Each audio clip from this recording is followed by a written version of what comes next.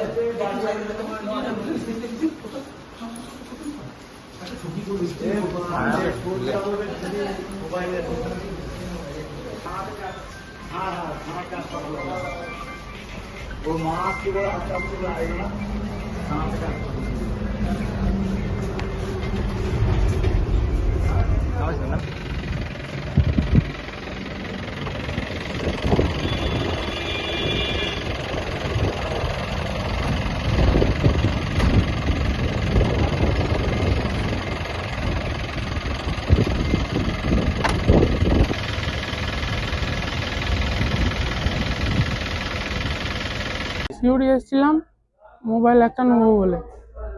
তারপর কি করলে? মোবাইলটা নিয়ে পালাচ্ছিলাম, আমাকে ধরেছে। আমি এখন অফিসে। কবে অর্ডার দিয়েছিলে? ওই 19 তারিখে। বাড়ি কোথায় তোমার? লাভপুরে। অর্ডার জায়গার মানে অ্যাড্রেসটা কি দিয়েছিলে ফ্লিপকার্টে? রামকৃষ্ণ আশ্রম। কোথায় সেটা? এইখানে 3 বাজারে। সিউড়ি 3 বাজার। ডেলিভারি ওখানে দিতে এসেছিল তো? কে দিতে এসেছিল? ওই দাদা একটা। কোন ফ্লিপকার্ট থেকে নাকি? ফ্লিপকার্ট থেকে। তারপরে তুমি কি মোবাইলটা নিয়ে চলে যাচ্ছিলে কেন? চলে যাচ্ছিলাম। কেন যাচ্ছিলে? টাকা না দিয়ে চলে যাচ্ছিলাম। তুমি কি আগে এরকম করেছো? একবার করেছিলাম, ক্যান্সেল হয়ে গেছে। এরকম আগে কি এই ঘটনা করেছিলে? না করিনি, করেছিলাম করার জন্য, কিন্তু ক্যান্সেল হয়ে গেছে। না আজকে যে নিয়ে পালিয়ে যাচ্ছিলে মোবাইলটা, এটা কি আগে করেছিলে এরকম? না। এই প্রথমবার? এখান থেকে তোমার কাছে 3খানা ফোন উদ্ধার হয়েছে। ফোনগুলো কার? একটা মায়ের, একটা মামার, আর একটা মা আমাকে দিয়েছে। কেন 3টে ফোন নিয়ে কি করছো? বাড়িতে বারবার ফোন করবে, তুই কোথায় আছিস বলে নিয়ে এসছি। মামার ফোন কি ইউজ করে না, তোমাকে দিয়ে দেয়? না, ওটা একটা পুরনো, মামা নতুন কিনেছে, ওই জন্য ওটা ঘরে থাকে। মায়ের ফোনটাও কি মা ইউজ করে না? ইউজ করে। বলে কি করে ফোনে ইউজ করে, ওটা আমি নিয়ে এসেছি। তোমাকে এখন কোথায় রাখা হয়েছে? ফ্লিপকার্ট অফিসে। তুমি এর আগে কটা ফোন চুরি করেছো? এর আগে করিনি। হ্যাঁ, তোমাকে কেউ কি বলেছিল চুরি করতে? না। করলে কেন? আমার পার্সোনাল মোবাইল নেই, ওই জন্য মা। 3খানা মোবাইল রয়েছে তো? ওগুলো আমার একটাও নয়। ওই 3টে কার ফোন? একটা মায়ের, একটা মামার পুরনো, আর একটা মা আমাকে দিয়েছে। ওটা নিয়ে নেবো বলছিল, ওই জন্য পার্সোনাল নেওয়ার জন্য ওটা করেছিলাম। সত্যি বলছি। রামকৃষ্ণ আশ্রমের সাথে তোমার কি যোগসূত্র আছে? আগে পড়তাম ওখানে।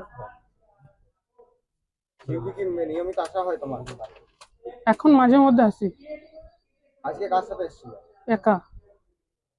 ওখানে কেউ আছে চেনা জানা রাখো? বাড়িতে জানানো হয়েছে? বাড়িতে আসছে।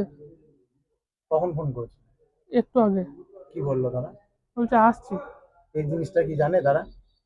এই শুনলো, মোবাইলে জানিয়েছে। কি নাম তোমার? চন্দ্রচূড় রায়। কি করো তুমি? আমি এখন এই বাড়ি ছেড়ে দিয়েছি। বাড়ি কোথায়? বাড়ি লাভপুরে। লাভপুরের কোথায়? আবারাঙ্গা।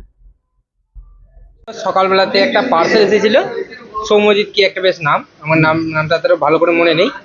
তো পার্সেলটা যথামতো আসছে। পার্সেলটার দাম ছিল 42,108 টাকা। এবং পার্সেল যেহেতু আমরা ডেলিভারি করি, সেহেতু আমরা রুটে গিয়ে কাস্টমারকে ফোন করেছিলাম যে আপনি পার্সেলটা কোন জায়গায় নেবেন। সে বলেছিল রামকৃষ্ণ আশ্রম 3 বাজারের কাছে। সেহেতু আমি ওখানে গিয়েছিলাম, গিয়ে কাস্টমারকে ফোন করি। কাস্টমার এলো, কাস্টমার এসে প্রথমে পার্সেলটা একবার দেখতে চাইলো, আমি হাতে দিলাম। এবার হাতে নেওয়ার পর ও বললো আমাদের এখানে একটা মহারাজ আছে, মহারাজকে দেখাবো, ভেতরে নিয়ে যাবো। ভেতরে নিয়ে যাবে, তো আমার সন্দেহ হলো 42,000 টাকা দাম, চেনা নেই জেনে নেই, সেহেতু আমি পার্সেল ওকে হাতে দিইনি। আমি রীতিমতো পার্সেলের কাছ থেকে নিয়ে নিজের ব্যাগে রেখে দিই। তারপর আমি গাড়িটা স্ট্যান্ড করে বললাম আমিও যাবো তোমার সাথে, চলো। আমি বাইকটা স্ট্যান্ড করতে যাব, তো বাইকটা স্ট্যান্ড করতে যেয়ে আমার বাইকের স্ট্যান্ডের নিচে একটা পাথর চলে আসে, সেই কারণ আমার গাড়িটা একটু ডিসব্যালেন্স হয়ে যায়। আর আমাদের পিঠে বাড়ি ব্যাগ থাকে, তো এই ডিসব্যালেন্সটা একটু সামলাতে টাইম লেগে গেল। ওইটুকু ফাঁকের মধ্যে সে পার্সেলটা নিয়ে ওই আশ্রমের ভেতর ঢুকে যায়। এবার আমি গাড়ি ফাড়ি ছেড়ে যাই দৌড়তে, কিন্তু ও আশ্রমের গেটটা ভেতর দিক থেকে লক করে দেয়। এবার সেহেতু আমি চাই, সেহেতু আমার একটা মানে ওখানে কিছু লোক ছিল, তারা জিজ্ঞেস করলো কি হলো, তাদেরকে এরকম বলি, ওরা বললো আমরা দেখছি আপনার গাড়ি আর পার্সেল, আপনি যান। আমি ওই চোরটার পিছু পিছু দৌড়ছিলাম, দৌড়তে দৌড়তে ও মানিকমোহর, টিন বাজার এসব হয়ে সনাতন পাড়া রাস্তা হয়ে দৌড়ছিল। দৌড়তে দৌড়তে ও ওই ভট্টাচার্য পাড়া একটা আইসক্রিম ফ্যাক্টরি আছে ওইদিকে, ওই রাস্তাতে ঢুকে গিয়েছিল। আমিও দৌড়ছি পেছনে, লোককে চেঁচাতে চেঁচাতে যাচ্ছি চোর চোর বলে। লোকগুলোও ধরার চেষ্টা করেছিল, কিন্তু ও পারলো না। দিয়ে তারপরে ওই একটা গলির মধ্যে ঢুকে যায়, যে গলির মধ্যে কোনো রাস্তা নেই, মানে ঢোকার একটাই রাস্তা, চারিচৌদিকে দেয়াল, আর ভেতর দিকে বন্ধ। ওইখানে ফেসে যায়। তারপরে ওজনকে ধরে নেওয়া হয়। তারপর অফিসে কল করেছিলাম আমি যখন চুরি হচ্ছিল, তো অফিসের লোক গিয়েছিল। অফিসের লোক গিয়ে আমি প্লাস আমাদের অফিসের 2-3 জন সহকর্মী আমাদের যারা ছিল, তারা সব মিলে এসে তাদেরকে অফিসে নিয়ে আসার পর কিছুক্ষণ ধরে রেখেছিলাম। তাদের বাড়িতে ফোন করেছিলাম, বাড়িতে ফোন করে জানা যায় সে কোনো মতে নিজের অ্যাড্রেস ঠিকানা কোনো মতে ঠিকঠাক বলছিল না, উল্টো পাল্টা নাম বলছিল, উল্টো পাল্টা বাড়ি। যাকেই ফোন করছে সেই বলছে যে আমার মামা, মামা, এই মামা। মিনিমাম ও 11টা-12টা নিজের মামার নাম বললো। তাদের মধ্যে কেউ সঠিক অ্যাড্রেস বলতে পারছে না।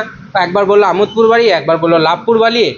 এরপর তার ওই ব্যাগ ট্যাগ দেখে দেখা যায় তার কাছে নগদ ক্যাশ কিছু কতটা গোনা হয়নি, ওকে দিয়ে দেওয়া হয়েছিল।